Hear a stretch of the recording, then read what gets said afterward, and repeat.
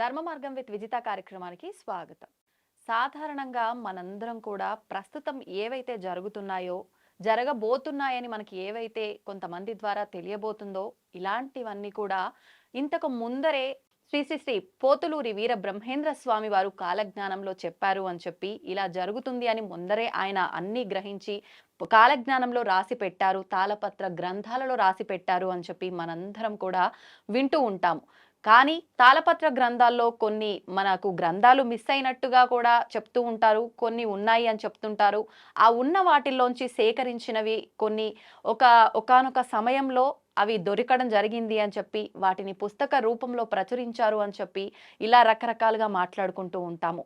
పోతులూరి వీర బ్రహ్మేంద్ర స్వామివారు ఆయన మరణం తర్వాత మళ్ళీ శ్రీ వీర వసంత భోగరాయలుగా జన్మిస్తాను అని చెప్పి ఆయనే చెప్పడం జరిగింది అని చెప్పి రకరకాలుగా మనం మాట్లాడుకుంటూ ఉంటాము. అయితే అసలు ఏంటి నిజంగా వీరబ్రహ్మేంద్ర స్వామి వారు మళ్ళీ జన్మించారా? జన్మించబోతున్నారా? ఆల్రెడీ జన్మించేశారా? ఇలాంటి మరిన్ని విషయాలు కూడా ఇప్పుడు మనం తెలుసుకుందాము. ప్రస్తుతం మనతో పాటు ఉన్నారు. కాలజ్ఞానంలో ఆయన పేరు రాసి ఉంది అని చెప్పి, అంటే కాలజ్ఞానం ద్వారా మనందరి ముందరికి వచ్చిన ఆ పుస్తక రూపంలో వచ్చిన ఆ గ్రంథం ఏదైతే ఉందో, దాంట్లో ఆయన పేరు అప్పట్లో బ్రహ్మంగారే రాసి పెట్టారు అని చెప్పి, అంటే దేవుడి అంశగా వాళ్ళ ప్రతిరూపంగా కొంతమంది లోక కళ్యాణం కోసం జన్మిస్తారు అని అంటారు కదా. అలా వారు కూడా వీరబ్రహ్మేంద్ర స్వామి వారు రాసిన కాల జ్ఞానాన్ని ఆయన రాస్తే, ఆయన అంశగా జన్మించిన వారు లోకానికి తెలియచేయడం కోసం నేను పుట్టాను అంటూ మన ముందరికి ఒకరు రావడం జరిగింది. వారే రాములు గారు, రామయోగి అని పిలుస్తుంటారు. ఈ పుస్తకం కాలజ్ఞానం మీ అందరికీ తెలిసిందే. ఈ కాలజ్ఞానంలో నా పేరు పోతులూరి వీర బ్రహ్మేంద్ర స్వామి వారు అప్పట్లోనే రాయటం జరిగింది. అది నేనే, ఇందులో ఉన్నాయన్నీ నాకు తెలుసు అని చెప్పి మాట్లాడుతున్నారు. అసలు ఏంటి వాస్తవము? అసలు ఆయన నిజంగా ఇందులో రాయబడిన వ్యక్తేనా? ఇలాంటి విషయాలన్నీ కూడా ఈ వీడియోలో తెలుసుకునే ప్రయత్నం చేద్దాం. నమస్కారం అండి. నమస్కారం అమ్మా. ఓ సహనావతు సహనౌ భునక్తు సహ వీర్యం కరవావహై తేజస్వినామధీతమస్తు మా విద్విషావహై. ఇది కఠోపనిషత్తులో నచికేతుడు యమలోకం పోయినప్పుడు నచికేతుడు అడుగుతాడు, నాకు ఆత్మజ్ఞానం కలిగించు, ఆత్మ గురించి చెప్పు అంటే యమధర్మరాజు ముందుగా చెప్పినటువంటి శ్లోకం. దీని అర్థం ఏంటంటే, చెప్పేవాడికి ఆత్మ గురించి చెప్పేవాడికి కూడా శక్తి ఉండాలి, వినే వాళ్ళకు కూడా శక్తి ఉండాలి. మన ఇద్దరికి కూడా శక్తి ఇవ్వమని భగవంతుని ప్రార్థిస్తున్నానని చెప్పినటువంటి శ్లోకం ఇది. ఇప్పుడు చెప్పేదంతా కూడా వినేదంతా కూడా వేదం. ఇది ఈ యొక్క కాలజ్ఞానాన్ని సాంద్ర సింధు వేదము. సాంద్ర సింధు అంటే దట్టమైనటువంటి అడవిలోనికి పోతే ఏమి కనపడదో అటువంటి విధంగా ఉంటుంది. 4 వేదాలు కూడా చదవచ్చు, కానీ ఇది చదవలేరు. ఎవరు చదవలేరు. 4 వేదాలు ఈజీగా చెప్పొచ్చు, కానీ ఇది చెప్పలేరు. చదవలేరు అంటే ఇప్పుడు ఈ పుస్తకం లిపి ఉంటుంది. ఇప్పుడు చదువుతాము, దాని సారాంశాన్ని అర్థం తెలియదు. అది అన్నమాట. ఒక పేజీ చదవంగానే నిద్ర వస్తుంది. అంత తపోశక్తి దాంట్లో. ఏకాగ్రత ఉండదా చదవటానికి? అంత తపోశక్తి దాంట్లో ధారపోషుండు వీరబ్రహ్మేంద్ర స్వామి. అంత తపస్సు ఉంటుంది, ఏమీ అర్థం కాదు. మీరు మామూలుగా చదివేటటువంటి చదువు మనం చదువుతుంటే అర్థం కాకుంటే తొందరగా నిద్ర వచ్చి అక్కడ పెట్టేస్తాం. అవును. ఇది అర్థం కానప్పుడు ఎట్లా చదువు వస్తుంది? చదువు రాదు. కాబట్టి ఇది చదవటానికి వాచ్యంగానే ఉంటుంది, కానీ ఆ పదాలకు అర్థం తెలియదు. అంతా చాలా డీప్ గా ఉంటుంది అన్నమాట. చదవలేరు, చదివిన సారాంశాన్ని అర్థం చేసుకోలేరని మీరు అంటున్నారు కదా. కానీ నేను విన్నంత వరకు చాలా వరకు ఆడియో రూపంలో కూడా ఆయన రాసిన గ్రంథాన్ని ఇలా జరగబోతుందని ఆల్రెడీ బ్రహ్మంగారు చెప్పారు అని చెప్పి చాలా ఆడియోస్ మనకు వినిపించాయి కదా. మరి అవన్నీ జవంగల నాగభూషణం అని చాలా గొప్ప వ్యక్తి, బ్రహ్మంగారి యొక్క చరిత్ర వాచ్యంగా అందరికీ అర్థమయ్యే విధంగా వ్రాశారు. కానీ అసలు ఆయన చరిత్ర వ్రాశాడు, కానీ కాలజ్ఞానం రాయలే. కాలజ్ఞానం అయినా సరే గోవింద వాక్యాలు, అందరికీ తెలిసేటటువంటి విధంగా అతను ప్రచారం చేసినటువంటి విషయాలే వ్రాశారు. కానీ ఉమ్, 1వ అధ్యాయం నుంచి 11వ అధ్యాయం వరకు ఎవ్వరూ చేయి పెట్టలేదు ఇప్పటిదాకా. ఉమ్, 12వ అధ్యాయం నుంచి 12వ అధ్యాయము తరువాత ద్విపద కావ్యము, ఉమ్, ద్విపద ఉంటుంది అక్కడ. దాంట్లో కూడా చక్కగా అర్థమయ్యే విధంగా ఉంటుంది. ఉమ్, అది చదువుకోవచ్చు. కాళికాంబ పద్యాలు ఉంటున్నాయి, ఆ, అవి చదువుకోవచ్చు. అట్లాగే గోవింద వాక్యాలు, ఉమ్, అవి చదువుకోవచ్చు. దాంట్లో కూడా కాలజ్ఞానం ఉంటుంది. ఉమ్, కానీ అందరూ చదివితే అది అర్థమైనట్టుగా ఉంటుంది. కానీ అది కూడా కష్టమే అన్నమాట. అర్థం అవ్వదు. కానీ 1వ అధ్యాయం నుంచి 12వ అధ్యాయం వరకు ఉమ్, ఇంతవరకు ఎవ్వరూ చెప్పలేదు. అది మా గురువైనటువంటి మాణికేశ్వరి మాత వారే వీరధర్మజులు.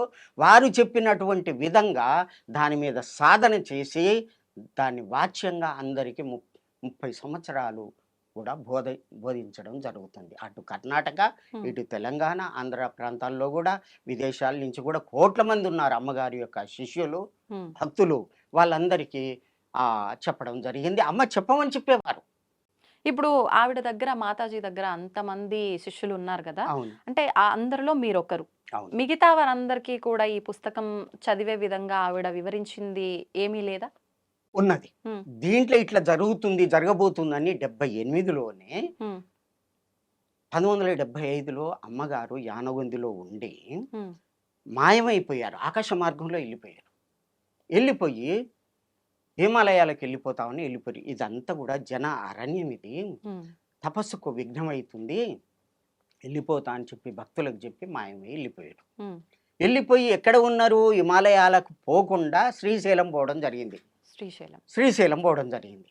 అక్కడ ఓ 3 సంవత్సరాలు నలపింగల నాతో ఇష్టం చేశాను గనక అని దాంట్లో క్లియర్ రాసిన. ఆ సంవత్సరాలని అక్కడికి పోయిండు. ఉమ్, అమ్మగారు అక్కడికి పోవడం జరిగింది. ఆ. ఆకాశ మార్గంలో పోవడం జరిగింది. మామూలు వాళ్ళు చేసే పనులు కావవి. అంటే మీరు చెప్పిన దాన్ని బట్టి మీ గురువులు మాతాజీ ఎవరైతే ఉన్నారో ఆ, ఆవిడ వీరబ్రహ్మేంద్ర స్వామి ఆవిడ రూపంలో జన్మించారని చెప్తున్నారా? అదే మీకు అంటే వ్యక్తం ఆయన చేయటానికి. గారు ఇప్పుడు వీరబ్రహ్మేంద్ర స్వామి వారు చెప్పిన దాన్ని బట్టి వీరభోగ వసంతరాయలుగా నేను జన్మిస్తాను అని చెప్పి, ఉమ్, మరి అంటే అక్కడ మగవారేమో అన్నట్టుగా అర్థం అవుతోంది మనకు. ఉమ్, మీరు చెప్పినట్టుగా ఈవిడ ఆడవారు మాతాజీ, ఆ, అలా ఎలా మేము ఆవిడ ఆ అంశతో పుట్టింది అనుకోవచ్చేమో గానీ ఆయనే ఇలా జన్మించారని ఎలా అనుకుంటాం? ఒక 5 నిమిషాలు టైం అండి, క్లియర్గా అన్నీ చెప్పేస్తా. తప్పకుండా. ఈ విధంగా పోయిన తర్వాత ఉమ్, శ్రీశైలం వెళ్ళిపోయారు. ఉమ్, అక్కడ తపస్సు చేయడమే, అన్నం లేదు, నీరు లేదు, నిద్ర కూడా లేదు. ఉమ్, సమాధిలో కూర్చున్నారంటే 3 ఏళ్ళు కూర్చునేది, 3 సంవత్సరాలు. ఆ, బయటికి ఇట్లా చూసేవాళ్ళు కూడా కాదు. ఆ విధంగా అటువంటి తపోశక్తి ఉన్నటువంటి పరమాత్ముడు వీరధర్మజ మాత, తల్లిదండ్రులు పెట్టింది మాణికేశ్వరి మాత.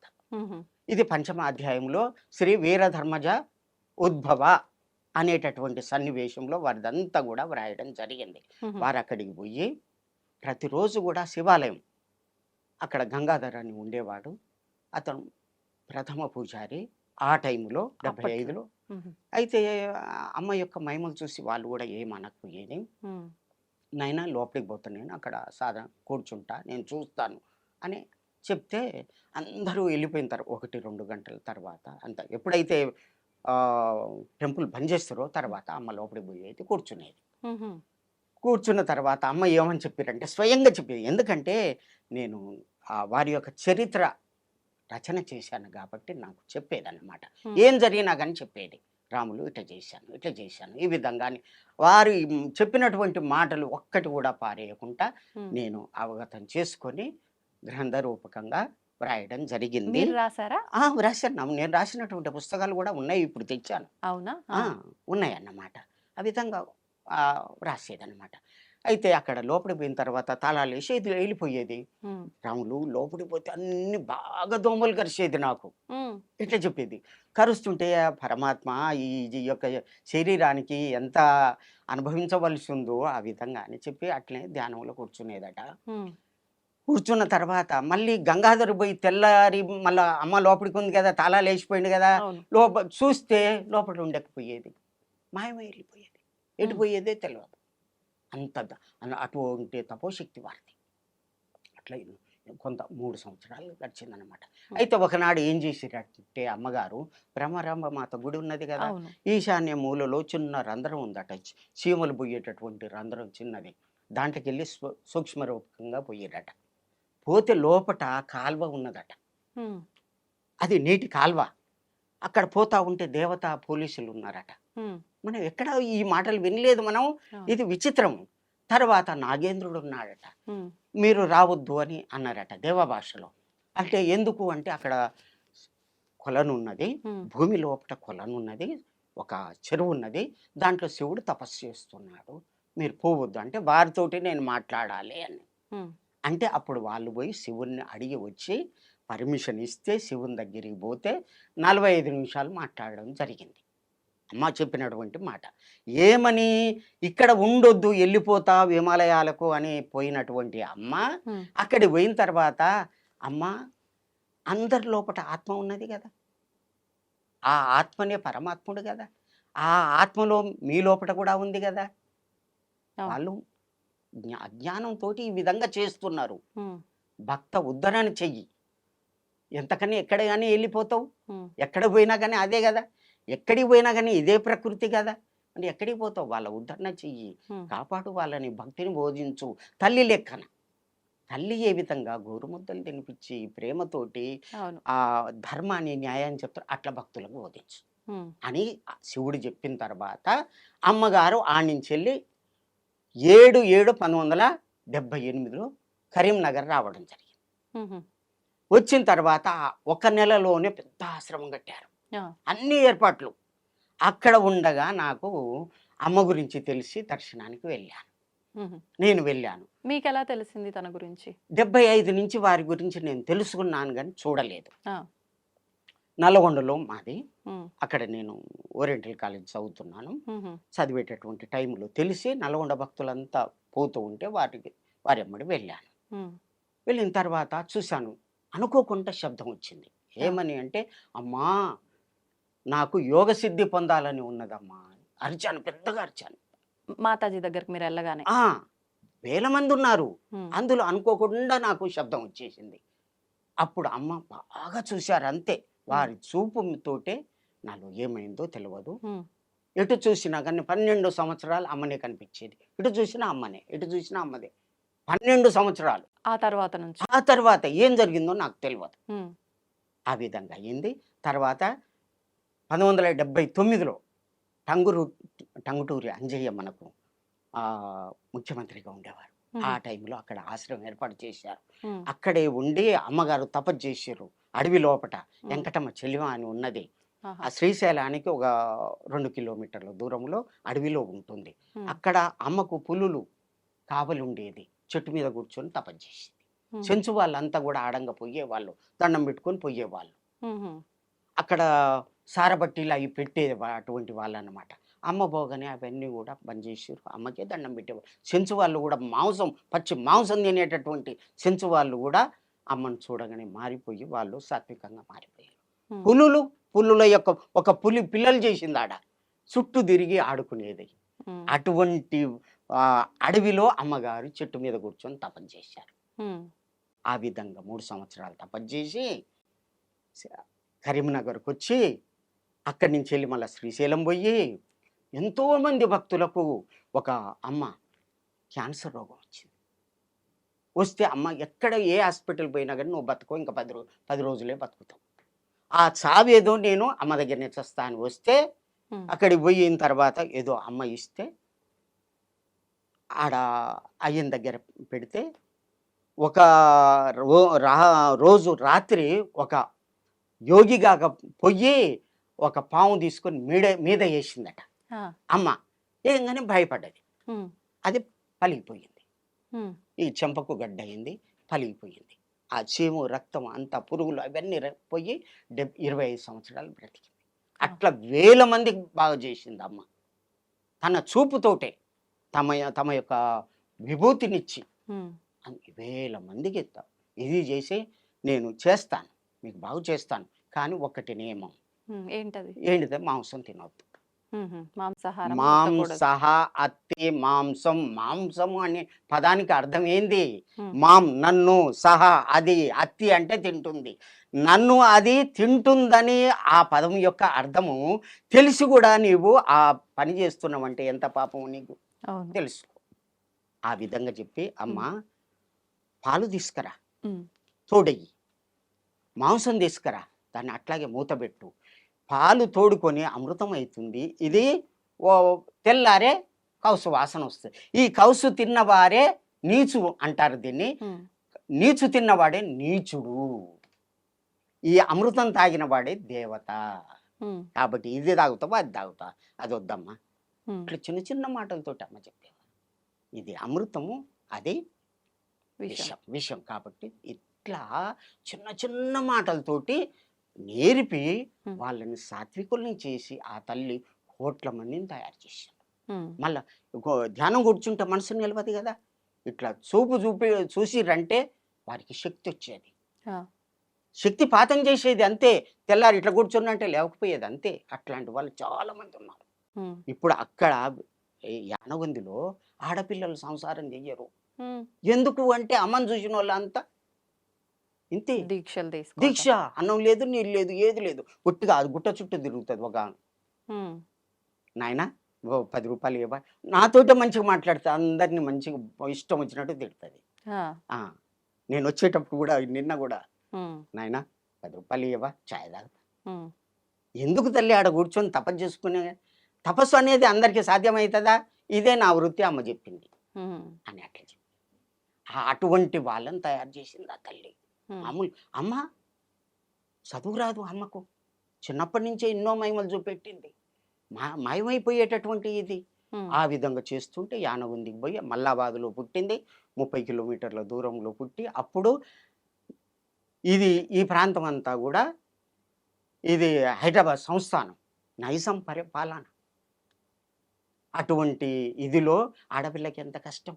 ఆడపిల్లగా ఉండి పెళ్లి చేసుకోకుండా ఉండి ధ్యానం చేసుకోవడం అంటే ఎవరన్నా ఊరుకుంటారా? ఉమ్, ఎవరు ఊరుకు. ఊరుకోరు. అటువంటి ఇదిలో ఎన్ని కష్టం. కింద ఉంటే అందరూ రాళ్ళ తీసుకొని కొడతారు. ఏం చేయాలి? నీళ్ళ లోపల ఉండాలి, ధ్యానం చేసుకోవాలి. నీళ్ళ లోపలికి పోయిందంటే 3 రోజులు వెళ్ళకపోయేది. ఉమ్, మరి ఎట్లా అంటే జలస్తంభన వచ్చింది. ఉమ్, ఆ పైన ఇక ఎట్లా అంటే ఇట్లా కూర్చున్నదంటే బాగా చచ్చిపోవాలి, ఈ జీవితం నాకొద్దు, ఎట్లా చచ్చిపోవాలని మూసుకునేది రాములు. ఉమ్, ముక్కు మూసుకోగానే ఆ ఊపిరి ఆగిపోయి కుంభస్థితి వచ్చి అదే యోగం అయ్యింది. అయిపోయి అన్నం లేకుండా అయిపోయింది. 8 సంవత్సరాలకి అన్నం లేదు. పశువులు కాసేది పేదవాళ్ళు, పశువులు కాసేది. ఉమ్, ఆ విధంగా ఇదైంది. ఏం చేయాలి? ఎవరు కనపడకుండా ఏం చేయాలి అని చెప్పి భూమిని తవ్వేది, ఆ భూమి లోపల పడుకునేది, మట్టి కప్పుకునేది. ఎట్లా కప్పుకునేది? ఒక చేయితోటి కప్పుకునేది. ఉమ్, కప్పుకున్న తర్వాత ఈ చేయి కనపడుతుంది కదా, కదా. ఈ ఎట్లా చేయాలబ్బా అని చెప్పి మళ్ళీ ఇట్లా చిన్నగా కప్పుకుంటా మళ్ళీ లోపలికి గుంజుకునేది. అట్లా కొన్నాళ్ళు భూమి లోపల ఉండేది. ఉమ్, అట్లా గుట్టలు తిరుగుతూ, పులులున్న దగ్గర తిరుగుతూ సాధన చేసుకొని యానగుందికి వచ్చి భక్తులను ఉద్ధరణ చేసి ఇదంతా చెప్పి అమ్మ ఆ స్థితికి వచ్చింది. ఉమ్, అమ్మ కరీంనగర్లో ప్రతిరోజు కూడా కాలజ్ఞానం చెప్పేది. నేను ఆడ నా కన్నులార విన్నాను. రాబోయేటటువంటి కాలం మంచిగా లేదు. పొట్టుపోయి గట్టి నిలుస్తుంది. అమ్మ వస్తుంటే తలుపులు వాటంతట అవే తెరుచుకునేది చిన్నగా, ఎవరు తీయరు. ఉమ్, అమ్మ తపోగృహానికి పోయిన తర్వాత అమ్మ బయటికి వెళ్తే మళ్ళా వచ్చిన తర్వాత ఆసనం వేసుకుంటే ఆసనము ఒక సాప మీద కూర్చునేది. ఆ అమ్మ పోగానే అది దానంతట అదే చుట్టుకొని పక్కకు పడేది.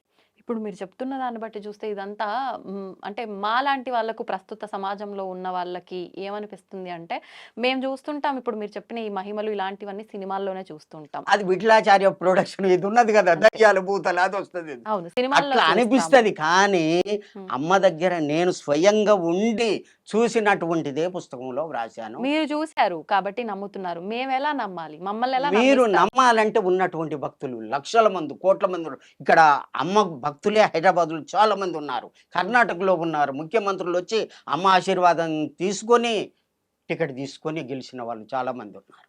ఇప్పుడు ఒకటి అంటే ఎక్కడ అమ్మ నీళ్ళు తాగదు, అన్నం తినదు కదా, ఉమ్, ఈ అమ్మని పరీక్ష చేయాలి. అసలు పుట్టిన దగ్గర నుంచి తను తినేది. తినేది ఎందుకంటే నేను సావాలే, వీళ్ళందరూ నన్ను తపస్సు చేసుకొని ఇస్తలేరు కాబట్టి నేను సావాలే అంటే ఏం చేయాలి, అన్నం మరి చేయాలి. అట్లా ఉన్నది, అభ్యాసం అయిపోయింది. పాలు తాగింది, పాలు కూడా వదిలేస్తా, వదిలేసింది, ఏం కాలేదు. బిర్రుగా ఏం చేయాలబ్బా, సావాలి కదా, బిర్రుగా గొంతు పట్టుకొని ముక్కు పట్టుకొని ఉండేది. అప్పుడు ఏమొచ్చిందంటే రాములు, దగ్గొచ్చేది, నాకేం కాకపోయేది. ఇట్లనే చెప్పేదమ్మా. కానీ ఆమె ఇట్లా గొంతు ఒకటి పట్టుకునేది, ముక్కు పట్టుకునేది, ఊపిరి ఆగేది, నాకేమీ కాలేదు, అట్లాగే ఉన్నా. కానీ ఒకటి ఆ. ఇప్పుడు పోతులూరి వీరబ్రహ్మేంద్ర స్వామి అంటే ఖచ్చితంగా ఆయన దైవాంశ సంభూతుడే. ఆ, ఆ? ఉమ్, మరి ఆయననే ఈవిడ రూపంలో జన్మించినప్పుడు ఆయన మానవుడి కింద రాదు, ఆ, దైవమాత్రుడు అని చెప్పి మనం అనుకోవాలి, ఒక దైవంగానే భావించాలి. ఆ, అంత జ్ఞానం ఉండి అది సమాజాన్ని ఉద్ధరించడానికి వచ్చిన ఆయన ఉమ్, ఇన్ని చేసుకోవాల్సిన అవసరం ఏముంది? ఉంటుంది. ఏంటది? రాముడు స్వయంగా దేవుడు అయినా సరే నేను దేవుడిని అని చెప్పలే, హ్మ్. అన్ని బాధలు అనుభవించి ఉండు. అనుభవించాడు. గంగా నది దాటేటప్పుడు కూడా ఆయన సహకారం తీసుకుండు కదా, మరి అందరు సహకారం తీసుకుండు కదా, హ్మ్. లక్ష్మణుని యొక్క సహకారం తీసుకుండు కదా, హ్మ్. అవునా? హ్మ్. మరి అందరి సహకారం తీసుకొని కోతుల యొక్క సహకారం కూడా తీసుకుండు కదా. హ్మ్. వాళ్ళు లేకుంటే అప్పుడు వారధి కట్టినప్పుడు కూడా ఆయన యొక్క అట్లాగే సహకారం తీసుకోవాల్సి వస్తుంది. మానవుల యొక్క ప్రవృత్తి అది. హ్మ్. ఒకరి సహకారంతో ధ్యానం చేస్తాం, యోగం చేస్తాం, అవన్నీ చేస్తాం. తెలవనట్టుగానే ఉండడమే మానవుల యొక్క ఇది వాళ్ళ యొక్క ప్రవృత్తి. హ్మ్. అదే. ఇప్పుడు ఆ మాతాజీ ఏమైపోయారు? ఇప్పుడు వారు ఆ విధంగా చేసి హ్మ్. దీంటకాల జ్ఞానములో జన్మసేవ్యం భక్తిప్రదం ప్రదోష తీర్థం ప్రయాగమాదం ఆనగుంది. ఆ యానగుంది ఎటువంటిది? జన్మను తరింపజేయాలంటే ఏం చెయ్యాలి? వేదం చదువుతాం, శాస్త్రం చదువుతాం, యజ్ఞం చేస్తాం, అది చేస్తాం, పూజలు అవన్నీ చేస్తాం. హ్మ్. అక్కడికి వచ్చి వారిని దర్శనం చేసుకుని వారి యొక్క మాటలు విని ఆ విధంగా చేసుకుంటే జన్మ తరించిపోతుంది అని రాశాడు. హ్మ్. జన్మసేవ్యం భక్తిప్రదం, అంత దొంగ భక్తులు ఉంటారు, హ్మ్. నిజ భక్తులు ఉంటారు, దొంగ భక్తులు కూడా ఉంటారు. హ్మ్. అవసర భక్తి, ఆడంబర భక్తి, స్థిర భక్తి అని 3 రకాలు భక్తిలో. అవసర భక్తి, ఎంకన్నా దగ్గరికి పోతాం, అవసరం, స్వామి నీకు 10,000 వేస్తా, ఈ పని చేసి పెట్టు అని 10,000 వేస్తారు, ఆ పని కాగానే మర్చిపోతారు. ఆడంబర భక్తి, ఓ విభూతి ధారణ పెడతారు, ఓ జోరుగా ఉంటారు, అన్ని కోట్లు వేసుకుంటారు, నేను భక్తుడిని అని తిరుగుతారు. హ్మ్. అది ఆడంబర భక్తి. హ్మ్. వాళ్ళ దగ్గర ఏముండదు, మళ్ళా జ్ఞానం అంటే కూడా తెలియదు, మనసును కూడా నిలబెట్టలేరు, ఏముండదు. హ్మ్. నేను భక్తి పరునని అందరితోటి కాలు మొక్కించుకుంటారు, పాద పూజ చేయించుకుంటారు, ఓ ఎన్ని చేస్తారు, ఓ అన్ని చేస్తారు. హ్మ్. ఆడంబర భక్తి. స్థిర భక్తి, బూడిద కప్పినటువంటి నిప్పు మీద బూడిద కప్పితే ఏ విధంగా నిప్పు కనపడదో అట్లా ఉంటారు. హ్మ్. ఈ 3 రకాలు అట్లా ఉన్నారు అమ్మ.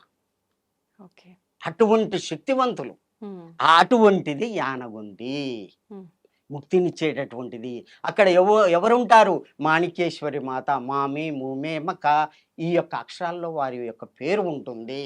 ఓకే. అయితే వారు వీరధర్మజులు కదా, అవును. వారు పురుషులు కదా, పురుషుల యొక్క పేరుంది కదా, స్త్రీ యొక్క పేరుంది కదా అని ఇప్పుడే అడిగారు మీరు. అవును. అయితే దీనికి ముఖ్యంగా కలియుగము, శ్రీకృష్ణుడు ఈ భూమి మీద నుంచి వెళ్ళిపోయింది నుంచి కలియుగం ప్రారంభమైంది. యుద్ధం అయిపోయింది, అంతా అయిపోయింది. ఆ హ్మ్. విధంగా అయిపోయిన తర్వాత శ్రీకృష్ణుడు భూమిని వదిలిపెట్టి పోతున్నాడు. అప్పుడే కలియుగం ప్రారంభమైంది. అక్కడి నుంచి లెక్క కట్టుకుంటే హ్మ్. కలి అంటే పాపయుగం. అవును. కలి అంటేనే పాపం, పాపయుగం అంటే అందరూ పాపం చేయవలసిందే. హ్మ్. అటువంటి యుగం, భయంకరమైనటువంటి పాపం. 1755కి వచ్చేసరికి జంజం వేసుకున్న వాళ్ళని ప్రతి ఒక్కరిని చంపేశారు, హ్మ్. దాచుకున్న వాళ్ళు మిలిగారు. అప్పుడు శూద్ర రాజులు పరిపాలిస్తున్నారు. ఆ! ఆ టైం అటు ఇటు కరెక్టే అని కాదు, సంవత్సరం అటు ఇటు చంపేసారు. ఆ యజ్ఞాలు తీసుకొని రక్తంలో ముంచి యజ్ఞం చేశారు. అటువంటి భయంకరంగా ఇది జరిగింది. హ్మ్. నలంద విశ్వవిద్యాలయంలో 10,000 మంది అధ్యాపకుల్ని, 20,000 మంది విద్యార్థుల్ని కూడా చంపేశారు. గ్రంథాలు ఎట్లా ఉండంటే గుట్టలు గుట్టలు, మన వేదాలు, శాస్త్రాలు, పురాణాలు అన్నీ కూడా ఉంటే అన్నిటిని తలగబెట్టేశారు. హ్మ్. అటువంటి కలి అప్పుడుండే. ఆ! మరి ఇప్పుడు ఉందా అట్లా? లేదు. అంటే మారింది మారింది. కానీ అర్థం కదా. తరువాత అక్కడి నుంచి బట్టి విక్రమార్కుడు 3044 వరకు ఉన్నాడు. అతని కాలములో ధర్మం అటు ఇటు ఉన్నది, వీడు కలి పనిచేయలే. ఆ, ఆయన లేచిండంటే అంత ఇదిగా చేసిండు. ఇప్పటికి రాజస్థాన్ ఆ ప్రాంతంలో మనం చూడొచ్చు. ఉమ్, వారు ఉన్నటువంటి గుట్ట ఉన్నది, అక్కడ ఉన్నటువంటి ఇది పరశురాము స్వయంగా తీసుకుపోయి కోసినటువంటి మడుగున్నదండి. ఆ, ఆ ఆ భూమిని ప్రక్షాళన చేయటానికి అవన్నీ కూడా మనం చూడొచ్చు. అంతవరకే ధర్మం ఉన్నది. ఉమ్, 3000 కలియుగం 3044 వరకు కొద్దిగా ఉంది. తర్వాత అక్కడి నుంచి ముస్లిములు, ఆంగ్లేయులు 2000 సంవత్సరాలు పరిపాలన చేశారు. ఎప్పటిదాకా 1901 సంవత్సరంలో కలకత్తాను ఉమ్, రాజధానిగా చేసుకొని విక్టోరియా రాణి 8 మంది మంత్రులతోటి ఉమ్, పాలన చేస్తుందని భవిష్య పురాణంలో వ్రాసి ఉన్నది. భవిష్యత్ పురాణంలో వ్రాసి ఉన్నది. ఓకే. అది అంతవరకే రాసి ఉండ. అంటే అంతవరకు 1900 సంవత్సరం వరకు ఎంత అయింది కలియుగము?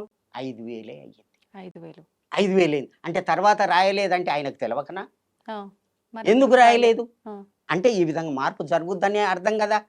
4,32,000 సంవత్సరాలని చెప్పిండు కదా. అవును. 5,000కి ఎందుకు బంద్ చేసిండు? అంతమంది అందరికి గురించి ఎందుకు రాయలేదు? ఉమ్, అది అన్నమాట. కాబట్టి అంతవరకే రాసి వదిలిపెట్టిండు.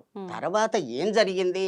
అయితే దీంట్లో వేదవ్యాసుడు భాగవతంలో ఒక భగవంతుని రాకడం కలియుగ మార్పు గురించి ఒక శ్లోకం ఇచ్చాడు. ఏంటండి? చంద్ర సూర్యచ్చ తదా తిష్య బృహస్పతి. ఉమ్, యదా చంద్ర సూర్యచ్చ తదా తిష్య బృహస్పతి. చంద్రుడు, సూర్యుడు, బృహస్పతి అంటే గురువు ఏకరాశిలో సమేస్యంతి, ఒక రాశిలో కలిసినప్పుడు ఉమ్, తత్కృతం తదా భవతి తత్కృతం, కృతయుగం వస్తుంది అని రాశాడు. ఉమ్, సూర్యుడు, సూర్యుడు, చంద్రుడు, చంద్రుడు, బృహస్పతి ఏకరాశిలో, ఒక రాశిలో, పుష్యమీ నక్షత్రంలో, ప్రథమ పాదములో, కర్కాటక రాశిలో, అది ఆషాఢ మాసములో ప్రథమ పాదములో కలిసినప్పుడే కలియుగం పోతుంది, కృతయుగం వస్తుంది అని ఒక శ్లోకం రాశాడు. ఆ, ఎక్కడ? ఆ, భాగవతములో 12వ స్కందములో 2వ అధ్యాయములో 24వ శ్లోకంలో వ్రాశాడు. ఉమ్, ఆయనకు తెలవకనా? ఆ, మరి 1/8/1943లో వచ్చింది కదా. ఉమ్, ఎందుకు రాసిండు ఆయన? తెలవకనా? ఉమ్, 1/8/1943లో ఈ శ్లోకం వచ్చింది. ఉమ్, ప్రథమ పాదమే, మళ్ళా ఆషాఢ మాసమే, పుష్యమీ నక్షత్రమే. కరెక్ట్గా డేట్లు చేశాను, కరెక్ట్ సరిగ్గా కలిసింది. ఉమ్, అంటే అర్థం ఏంది? అది అది జరగకుంటే తప్పైతుంది కదా.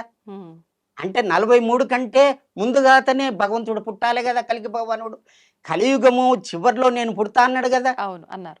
అన్నాడు కదా. అన్నారు. అంటే ఆయన పుట్టకుంటే తప్పైంది కదా. ఆ, కాబట్టి భూదేవి,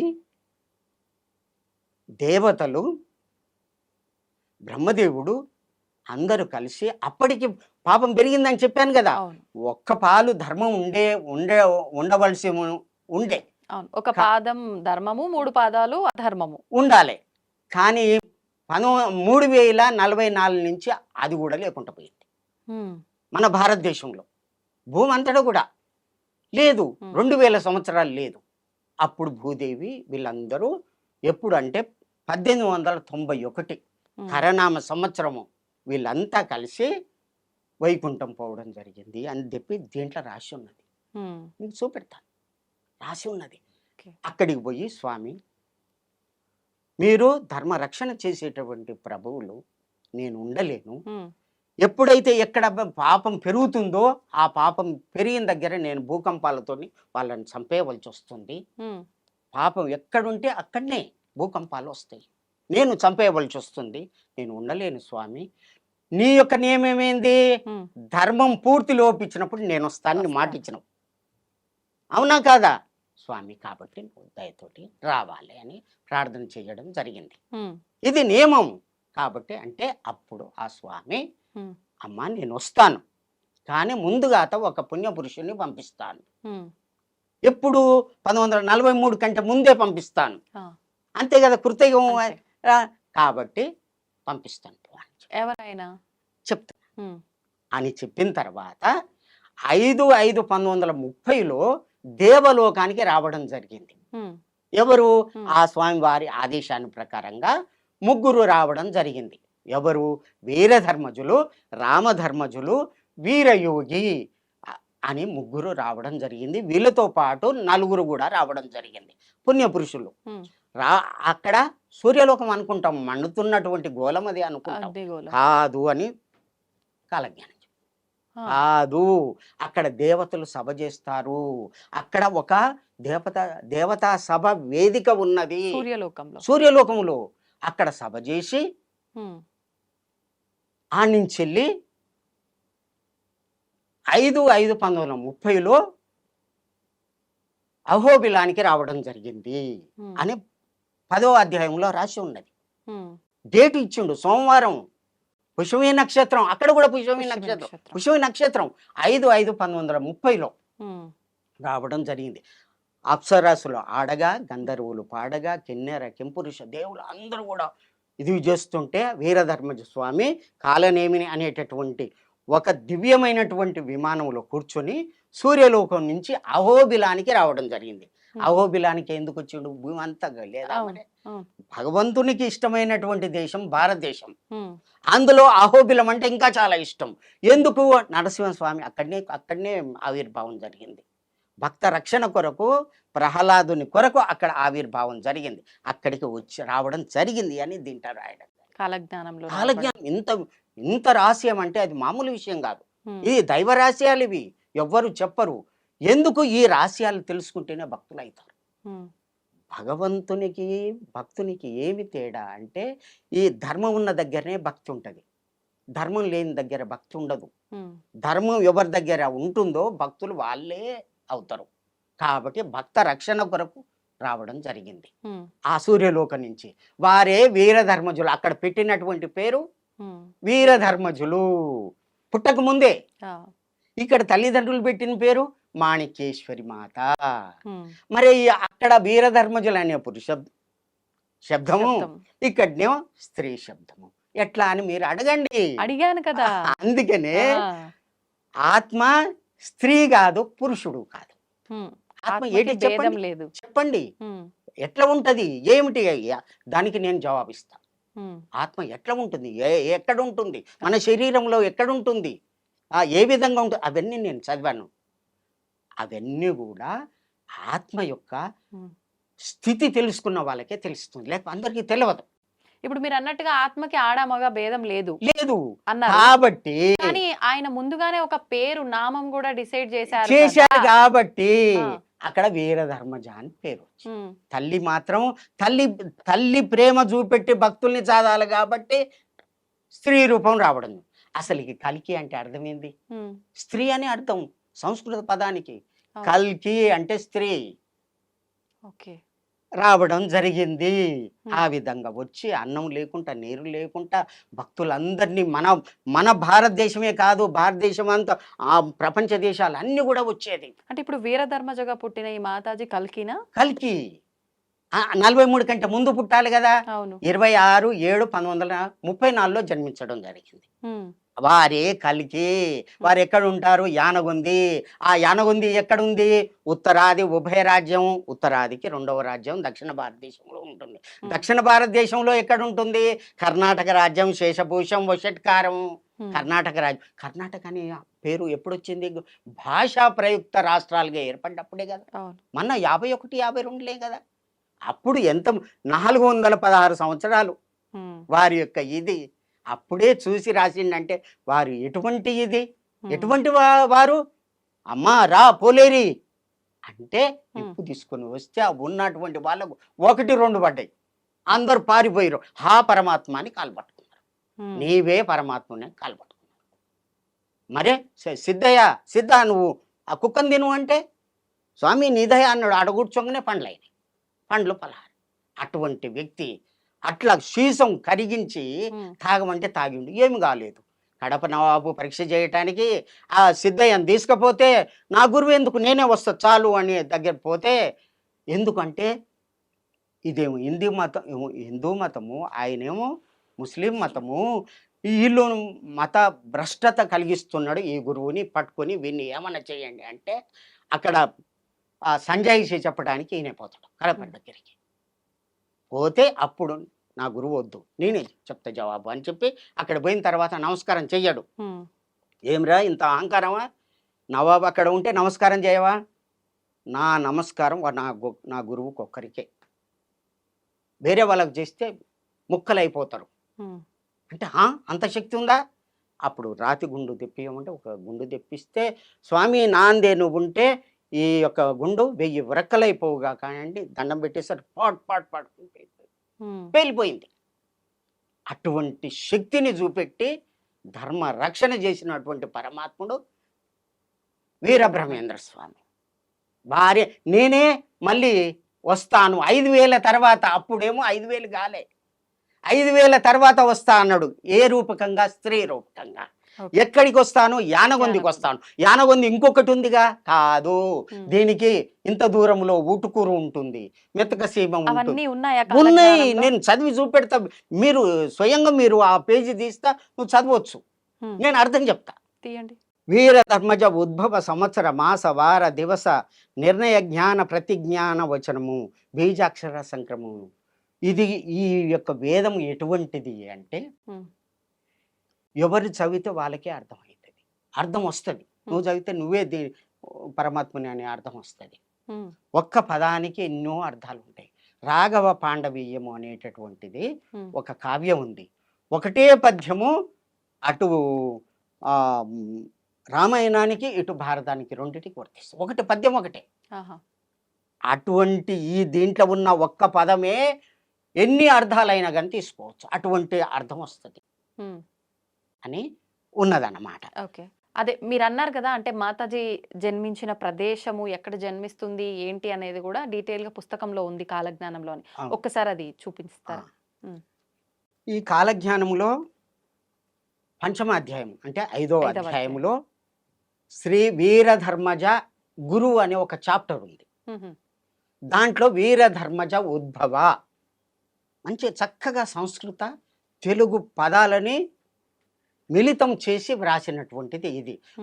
కొందరు పండితులు ఏమంటారంటే ఇది దుష్ట సమాసము, ఇది తెలుగు సంస్కృతాన్ని మిళితమైంది, ఇది తప్పు అంటారు.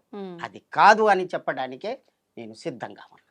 ఓకే, ఇక్కడ మీరు అమ్మగారి గురించి ఇది చదవండి. పంచమాధ్యాయము వీరధర్మజ ఉద్భవ, వారి ఆ శ్లోకం చదవండి. మీరు అండర్లైన్ చేసిందా? ఓకే. జన్మసేవ్యం భక్తిప్రదం ప్రదోషతీర్థం ప్రయాగ మాధవం ప్రయాగ ఆనగొంది ఆనగొంది రాజ్యం. ఓకే, మీరు చెప్పిందంతా ఓకే. ఇక్కడ డీటెయిలింగ్ ఉంది, బ్రహ్మం గారు ఆ పేరుతో మళ్ళీ జన్మిస్తారు అని చెప్పి ఇక్కడ ఉంది. మీరు చెప్పిన దాన్ని బట్టి ఓకే, నమ్మచ్చు.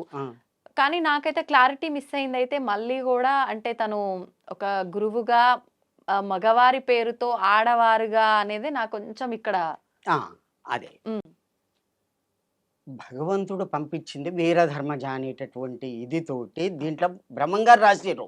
వారు స్త్రీ పురుషాన్ని చెప్పలే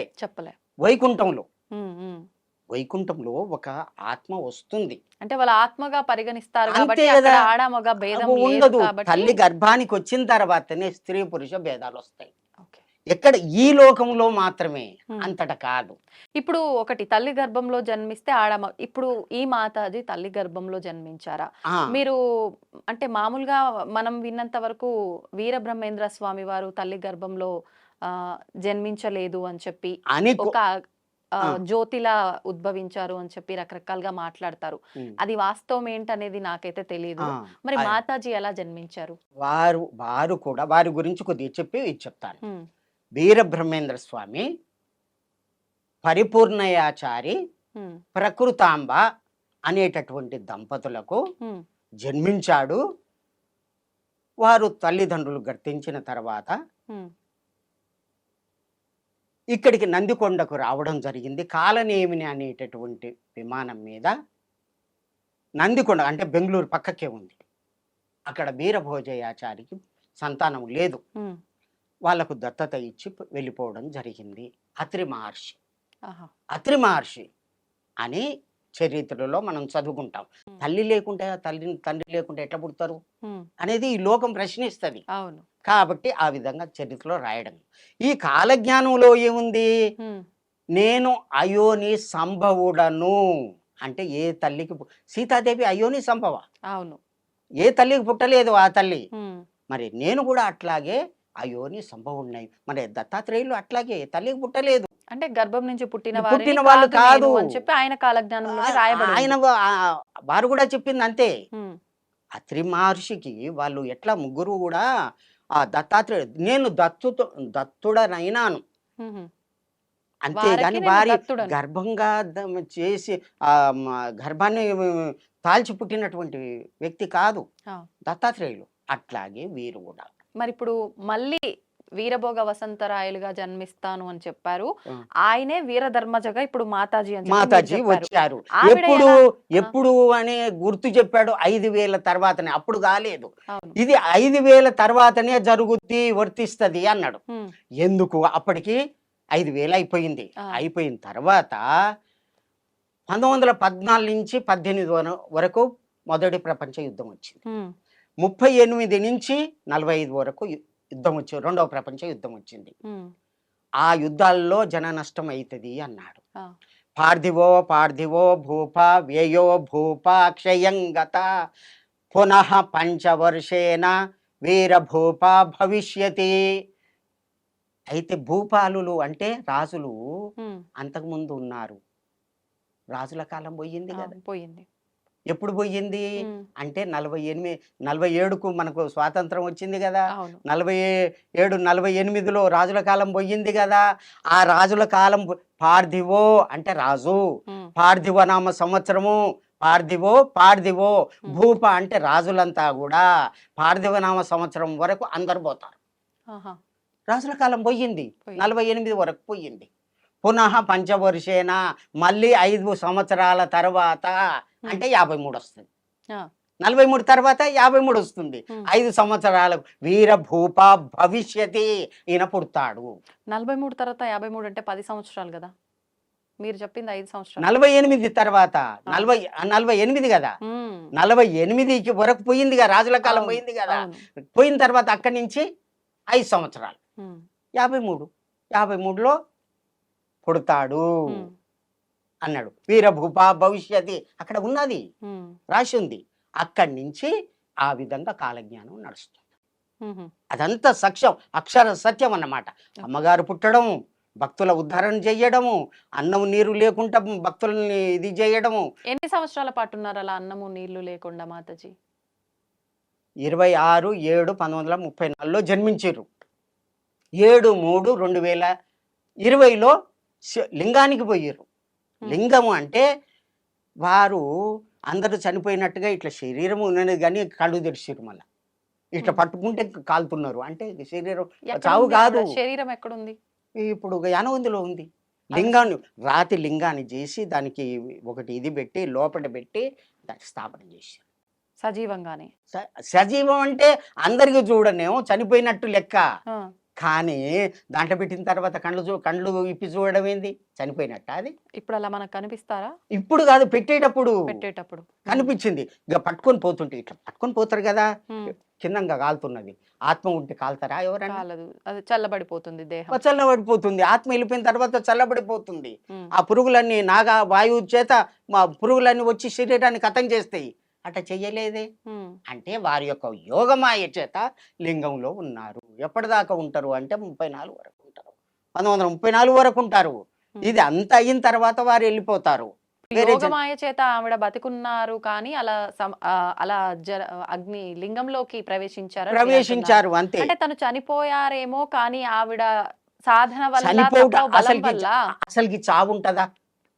ఎవరికి చావు ఉండదని శాస్త్రం చెప్తుంది. ఎట్లా? ఇది ప్రకృతి. దీంట్లో ఆత్మ ఉంది. ఉమ్, ఉన్నదా? ఉంది. ఆత్మ ఎట్లా ఉంటుంది? నయనం చిందంతి శస్త్రాన్ని నయనం దహతి పావక నా చయనం క్లేదయంత్యపో నా శోచయతి మారుత. ఆత్మని నీళ్ళలో వేస్తే తడవదు, నిప్పుల్లో వేస్తే కాలదు, గాలికి పెడితే ఎండదు. అటువంటి దానికి చావు లేదు. అటువంటిది నీ యొక్క శరీరంలో ఉన్నది బిడ్డ. అప్పుడు ఆత్మకి మాత్రమే కదా లేనిది మహా ఇదంతా. నువ్వు కానీ ఎవరు? మన శరీరానికి ఉంటది కదా. నీవెవరు? ఉమ్, మీ పేరేంది? ఉమ్, విజిత మేడం. అసలుకి విజిత మేడం అనేది శరీరానికా నీ ఆత్మకా?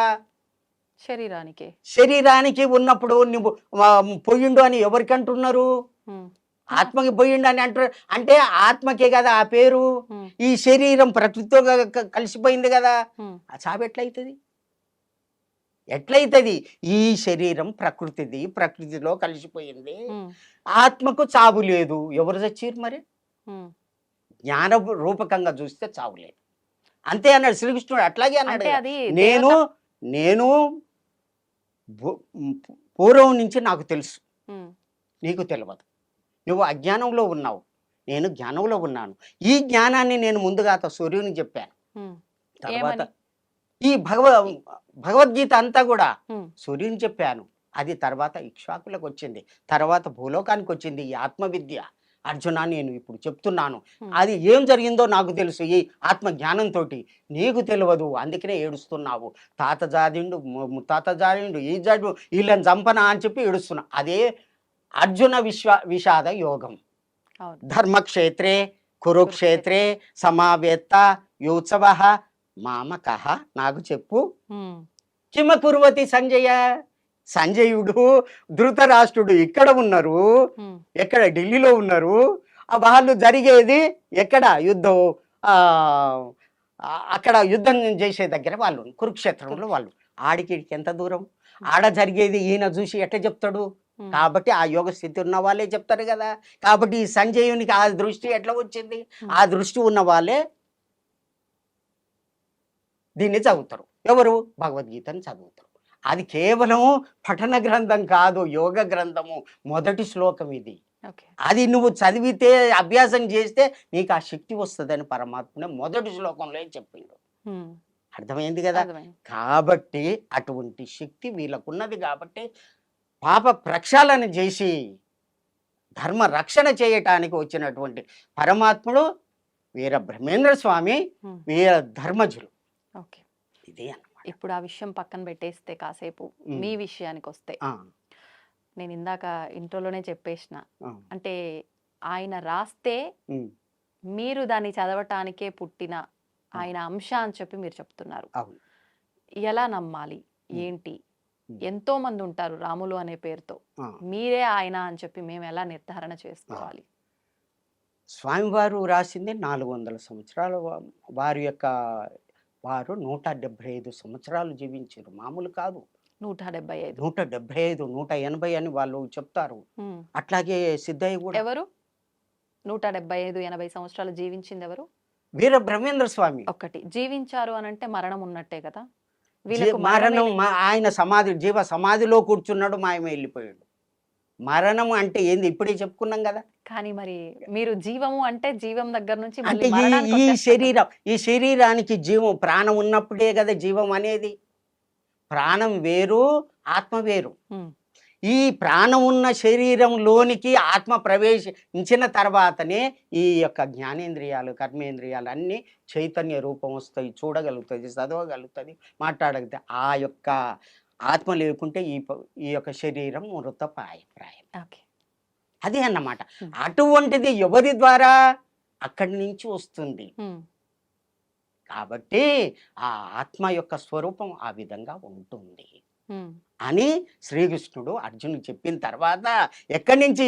అర్జున విషాద యోగం నుంచి అన్ని చెప్పుకుంటూ పోయి 6వ అధ్యాయం వరకు చెప్పి ఉమ్, ఆత్మ సంయమ యోగానికి పోయిన తర్వాత ఇట్లా కూర్చో అర్జున, ఇట్లా చెయ్యి, ఇట్లా చూడు, ఇట్లా చూడు, ఈడ దృష్టి పెట్టు, ఈ విధంగా చెప్తే చివరికి 18 అధ్యాయాలు చెప్పితే స్వామి నా నుంచి కాదు, నాకేం తెలియదు, నాకేం కాదు నాయన అని చెప్పి దండం పెడితే అప్పుడు విశ్వరూపం చూపెట్టు.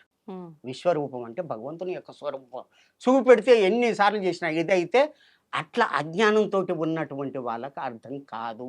అందుకనే ఎవరు యమధర్మరాజు ఫస్ట్నే చెప్పిండు, ఆ శక్తి కావాలి నాయన, వినటానికి శక్తి కావాలి, చెప్పే వాళ్ళకి శక్తి కావాలని మొదటి మీరు శ్లోకం అది. స్టార్టింగ్ లోనే అలానే అని స్టార్ట్ చెప్పాను కదా, ఇది ఆత్మజ్ఞానం ఇదంతా.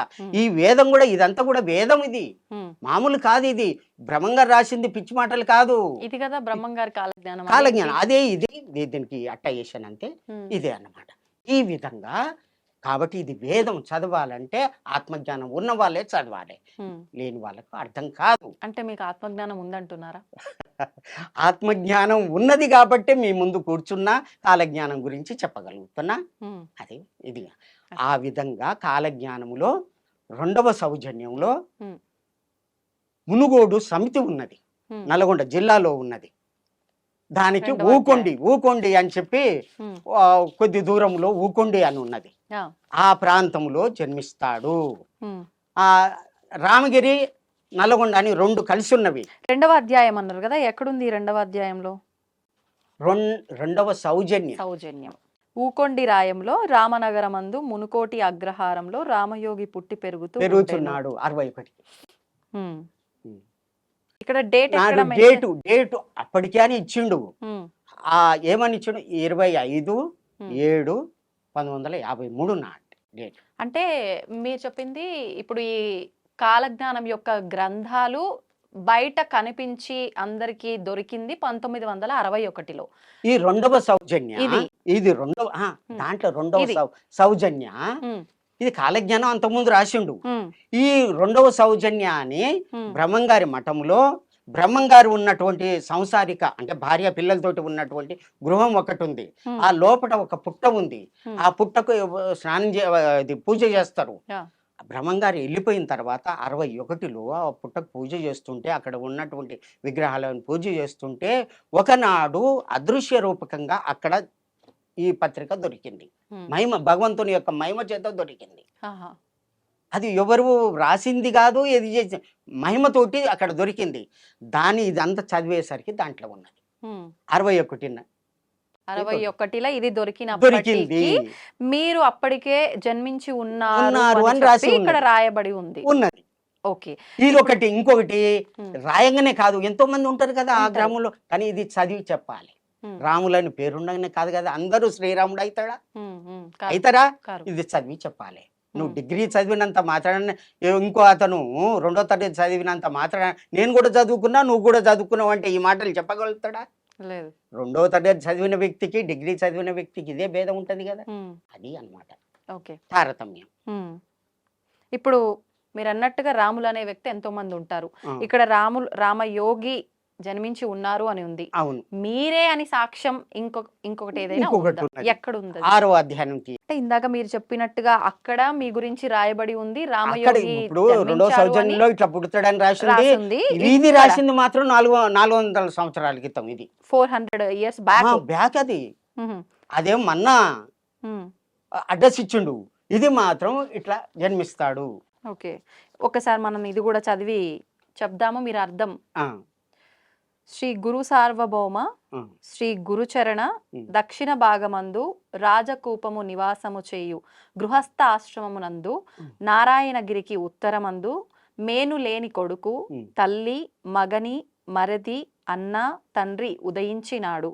ఒక మీనుగా దొరసానిగల అగ్ని బీజంబులు 4 మొదలు తుద సాలగ్రామ స్వరూపులైన నా భక్తులైన వారి సముఖానకు అగ్ని బీజంబులు 4 తుదలు పర్ణశాల నామం గలవారు సుముఖనకు వ్రాస పంపిన లిఖితము. ఏంటిది అర్థం? దానికి ముందుగా ఏమన్నాడు అంటే గురు సార్వభౌములు అంటే మాణిక్యేశ్వరి మాతకు శిష్యులై ఉంటారు. ఓకే, శ్రీ గురుచరణ చరణ్ అంటే ఇంకొక గురువు కూడా నల్గొండలో ఉన్నాడు, ఆయన కూడా సేవ చేసిన. అతను ఎవరు? అతను లక్ష్మీ నరసింహస్వామి అని ఉన్నాడు అన్నమాట. అమ్మ దగ్గరికి తీసుకొచ్చింది అతనే అన్నమాట. ఇప్పుడు ఇద్దరికి శిష్యులై ఉంటాడు. అదే దాంట్లో ఎంతో మందికి గురువులు ఉంటారు కదా, మరి అది ఎంతో మందికి గురువులు ఉంటారు, కానీ కాలజ్ఞానానికి సంబంధించిన వాళ్ళై ఉండాలి. ఓకే, దక్షిణ భాగమందు రాజకూపం నివాసం చేసుకుని, రాజకూపం అంటే రాజయోగములో గృహస్థం పెళ్లి చేసుకున్నా సరే సాధన చేస్తాడు, యోగం చేస్తాడు. ఉమ్. ఉమ్. నారాయణగిరికి ఉత్తరమందు మేను లేని కొడుకు. నారాయణగిరి అంటే తిరుపతికి ఉత్తర భాగములో ఉమ్. యాదగిరి గుట్ట ఇక్కడ గోపాలస్వామి గుట్ట అని ఉంది. వేణుగోపాల స్వామి ఆ గుట్ట. గుట్టకు దక్షిణ భాగములో ఉమ్. ఇతను జన్మిస్తాడు. ఎవరు? మేను లేని కొడుకు. ఇక్కడ ఉత్తరం అనుంది, నారాయణగిరికి ఉత్తరం. నారాయణగిరికి అంటే తిరుపతి కదా, తిరుపతికి ఉత్తరం. ఉత్తరము. ఇక్కడ వేణుగోపాల స్వామి స్వామికి దక్షిణము. ఇక్కడ అలా ఎక్కడ మెన్షన్ చేసి ఉన్నది, వేణుగోపాల స్వామి ఉన్నది. ఓకే. మేను లేని కొడుకు. మేను లేని కొడుకు అంటే శరీరం ఉండదు. ఉమ్. శివుని యొక్క త్రికోటి నుంచి వెళ్ళినటువంటి ఉమ్. జ్వాల వలన మన్మధుడు భస్మమవుతాడు. ఉమ్. రతీదేవి ప్రార్థన వల్ల మళ్ళీ జన్మ ఇస్తా అని చెప్పి శ్రీకృష్ణునికి కొడుకుగా పుడతాడు. ఉమ్. మేను లేని కొడుకు అంటే ఇప్పుడు మనం మన్మధుడు ఇప్పుడు ప్రతి సంవత్సరం కూడా మనం పండుగ చేస్తాం, హోలీ జరుపుకుంటాం. ఉమ్. ఆ యొక్క మన్మధుని యొక్క శరీరము కాలిపోయింది. అవును. శ్రీకృష్ణుని కొడుకుగా పుడతాడు. ఉమ్. అతని తల్లి పేరు ఉమ్. రుక్మిణీదేవి, ఆ భర్త ఉమ్. శ్రీకృష్ణుడు. ఉమ్. ఆ శ్రీకృష్ణుని యొక్క మరిది ఉమ్. అర్జునుడు. ఉమ్. అర్జునుని యొక్క అన్న అన్న. ధర్మరాజు. తండ్రి అంటే యమధర్మరాజు. ఉదయించినాడు, ఉదయం పుట్టిండు. అంటే ఈ యమధర్మరాజు. పైన అంశతోటి జన్మించిండు ఈయన. అంటే ధర్మం తప్ప ఇంకేమి లేదు. ధర్మదేవతే ఈ విధంగా జన్మించడం జరిగింది. ఉమ్. తర్వాతది ఒక మీనుగా దొరసాని గల. మేనుగా దొరసాని అంటే కేచర్య ముద్ర. ఉమ్. మేనుగా దొరసాని అంటే భ్రమరాంబిక. ఆ యొక్క అమ్మ పదాలలో 4 అక్షరాలు ఉండాలి. ఉమ్. దాంట్లో 2, ఒకటి అగ్ని బీజం, ఇంకొకటి ఆకాశ బీజం ఉండాలి. ఉమ్. రామ రామ అనేటటువంటి 2 పదాలు ఒకటే అక్షరం, ఇది పేరులో రావాలి. భ్రమరాంబ. ఉమ్. అగ్ని బీజం రా అనేది అగ్ని బీజం, అట్లా రావాలి. భ్రమరాంబ అట్లా వస్తుంది. ఉమ్. తర్వాత అగ్నిబీజంబులు 4 మొదలు తుద సాలగ్రామ స్వరూపులు. ముందుగా రాముణ్ణి సాలగ్రామం. ఉమ్. రామ రామ అని 2 సార్లు రావాలి. ఉమ్. వచ్చింది. తర్వాత నా భక్తులైన వారి. నా భక్తులు బ్రహ్మంగారి యొక్క భక్తులై ఉండాలి. అగ్నిబీజంబులు 4 తుదలు పర్ణశాల నామం కలవారు. కలవారు. పర్ణశాలను కట్టింది ఎవరు? ఉమ్. శ్రీరాముడు. కాబట్టి రామ అనే పేరు ఉండాలి. ఇది చదివి ఈ కాలజ్ఞానం చదివి చెప్పేటటువంటి వ్యక్తి ఎవరైతే వస్తారో వారికి రాములు అనేటటువంటి పేరు ఉంటుంది అని అక్కడ చెప్పాడు, ఇక్కడ చెప్పాడు. ఆ శక్తి వారికే ఇస్తున్నాను. ఓకే. ఇది మీకు ఎప్పుడు తెలిసింది దీని గురించి? నేను అమ్మ కరీంనగర్కి వచ్చిన తర్వాత 78లో వారికి మీరు వెళ్ళి కలవటం జరిగింది. నాకు అనుభూతులు జరిగినవి. తర్వాత శ్రీశైలంలో కూడా దైవిక అనుభూతులు జరిగినవి. తర్వాత 1980లో అమ్మగారు యానగొందిలో యోగ శిక్షణా కేంద్రం అని పెట్టి అందరికీ యోగాన్ని నేర్పిస్తున్నారు. అటువంటి టైంలో నేను కూడా కూర్చున్నాను. ఈ వీరధర్మజ ఉద్భవ అనేటటువంటి 5వ అధ్యాయంలో ఉన్నటువంటి ఆ పేజీని తన ధ్యానములో చూసుకొని ఇది ఈ కాలజ్ఞానం వాళ్ళకిచ్చి చదివించండి ఈ పేజీ అని అందరికి ఆ శిష్యులే కాదు, వేల మందికి అందరికి ఇస్తున్నారు. ఎవ్వరు కూడా దానికి జవాబు చెప్పలేదు, మాకు తెలియదు అన్నారు. నాకు ఇచ్చారు, నేను చదివాను. చదివిన తర్వాత దానికి టగటగా అర్థం చెప్పేశాను. తర్వాత 86లో నాకు ఇదే పుస్తకం, స్వయంగా ఇదే పుస్తకం నాకు దైవికంగా రావడం జరిగింది నా దగ్గరికి. ఎలా అంటే ఎవరు పంపించారు? అంటే బ్రహ్మంగారి మఠం, ఫ్రమ్ బ్రహ్మంగారి మఠం అని ఉన్నది. అంతే. పర్సన్ ఎవరైనా ఏమి లేదు. నా ఇంటికి వచ్చి పేరు రాసింది, రాములు అని రాసింది. టీచరు ఇట్లా తెలుగు పండిట్ అని రాసి ఉన్నది. వచ్చింది. వచ్చిన తర్వాత ఇది తీసి, స్వామి నాకేమనిపించిందంటే నా గురించి ఏమన్నా ఉండొచ్చునా ఈ పుస్తకంలో అని నా మనసులో అనిపించింది. అదే ఆ విషయం 6వ అధ్యాయం వెళ్ళింది. ఇట్లా చూడగానే నిన్ను చూడు, నీ ముఖం చూడు, నువ్వు అడిగే చూడు, నీ గురించి ఏమని వ్రాయాలే అని వ్రాసి ఉంది. అంటే అర్థమైంది నా గురించి దీంట్లో ఉన్నదని అర్థం కదా. ఆ విధంగా నాకు అనుభూతి కలిగి ఒక 5 రోజుల్లో పూర్తి చదివేసి ఒక సంస్కృత పండితుని దగ్గరికి పోయి దీని అర్థాలు చెప్పంటే ఈ అర్థాలు చెప్పరు, నిఘంటువుల్లో ఉండవు. ఉమ్, ఇది ధ్యానం వల్లనే తెలుస్తుంది, సమాధి స్థితిలోనే తెలుస్తుంది. ఇది ఎవరు చెప్పరు. ఇది అర్థం కాని వాళ్ళంతా కూడా ఏమంటారంటే ఇవన్నీ తప్పు ప్రక్షిప్తాలు, అదంతా బ్రహ్మంగారు ఒక పిచ్చోడు, పిచ్చిరాతలు అని చెప్తారు అని అన్నాడు. ఉమ్, అప్పుడు అట్లా కాకూడదు, బ్రహ్మంగారి మాట తప్పు చేయకూడదు అని చెప్పి సాధన చేసి 7 సంవత్సరాలు సాధన చేసి ఉమ్, తపస్సులో కూర్చుంటే అమ్మ సరస్వతి మాత దర్శనమయ్యింది. అప్పుడు నాకు ఈ యొక్క జ్ఞానం కలిగింది. అమ్మగారి దయ వల్ల రాములు దీని మీద వాచ్యంగా అందరికీ తెలిసేటటువంటి విధంగా పుస్తకాలు రాయమంటే కొన్ని పుస్తకాలు వ్రాశాను. ఉమ్, అందరికీ 30 సంవత్సరాలు ప్రచారం చేశాను. ఉమ్, అహింసా ధర్మాన్ని, ఈ కాలజ్ఞానాన్ని ప్రచారం చేస్తూ ఈ విధంగా ఉండడం జరిగింది. ఇప్పుడు అంత్యస్థితి వచ్చింది కాబట్టి ఉమ్. ఇప్పుడు చెప్తే భక్తులు మేలుకుంటారని చెప్తున్నా. ఏం పుస్తకాలు భక్తులే. రాశారు మీరు? ఆ? మీరు రాసిన పుస్తకాలు ఏంటి? ఈ అమ్మ చరిత్ర. ఒకసారి చూపించు. వారు దత్తాత్రేయులు చెట్టు మీద కూర్చొని అమ్మ తపస్సు చేసేది శ్రీశైలంలో. చుట్టూ ఏంటివి ఈ పులులు పులులు. ఉండే అని చెప్పిన కదా, ఇందాక ఇట్లా చెప్పారు. ఇట్లా ఉండేది. వీరే వీర ధర్మజులు, ఉమ్, వీరే దత్తాత్రేయులు. వీరు నా యొక్క అడ్రస్సు ఇదంతా కూడా ఉహు. పుస్తక గ్రంథకర్త. అంటే అనుభవాలు మాతాజీ మీకు చెప్పినవన్నీ కూడా మీరు పుస్తక రూపంలో రాశారా? చేశాను. ఈ దీంట్లో నేను చెప్పినవన్నీ చాలా ఉన్నాయి. అది ఎట్లా దేవులకం ఎట్లా పోయింది ఏం కదా. ఇది మాంసం తినకూడదు అని అమ్మ చెప్పిన విషయాలన్నీ కూడా దీంట్లో శాస్త్రపరంగా నిరూపించినవి ఓకే. ఇవి. ఉమ్, ఉమ్, ఈ విధంగా అహింస గురించి బోధించడం. అహింస పరమో ధర్మ.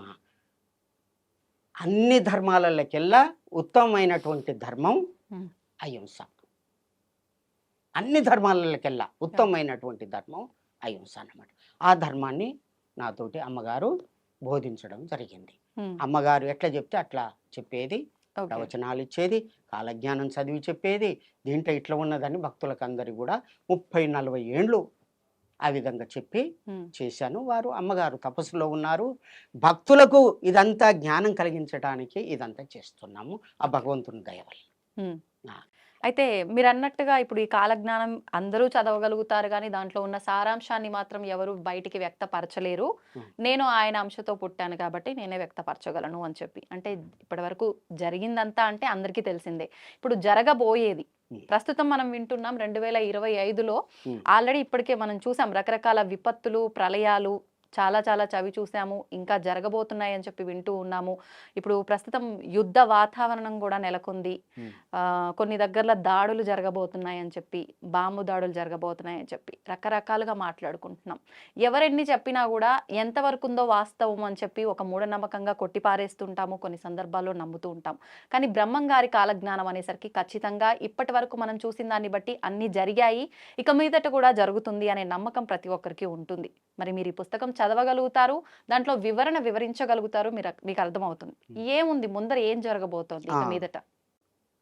వారే కాలజ్ఞానంలో ఏకాదశ అధ్యాయము వీరధర్మజ చరిత్ర అని రాసిండు. సంస్కృతంలో రాసిండు, ఉమ్, ఉమ్, తెలుగులో కూడా పదాలు అర్థమయ్యేటట్టుగా అది ఖగోళ శాస్త్రం. ఉమ్, మామూలు విషయం కాదు, అది ఖగోళ శాస్త్రం. అది జ్యోతిష్యం ఉంది.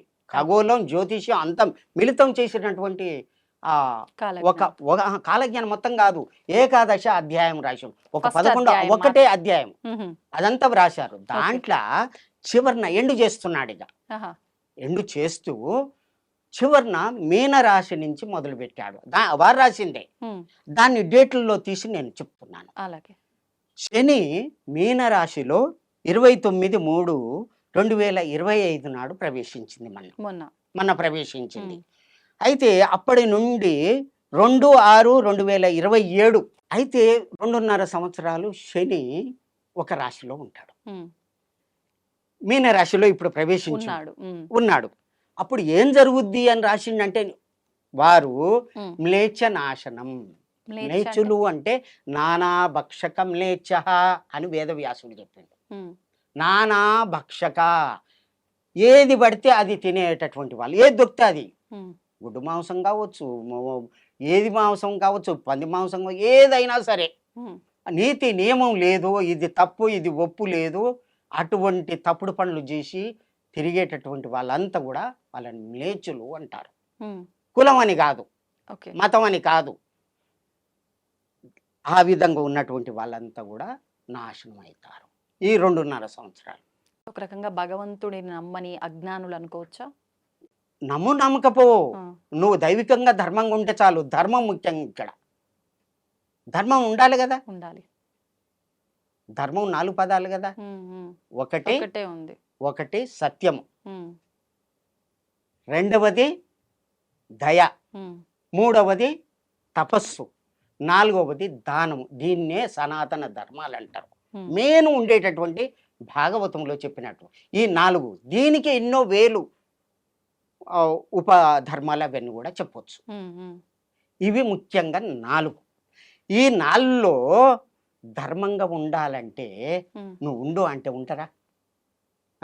సత్యం పలుకురా అంటే పలుకుతారా? అందరూ అబద్ధాలే పలుకుతారు. తపస్సు చేయరా అంటే చేస్తారా? నా నుంచే కాదు మనసు నిలబడతా అంటారు.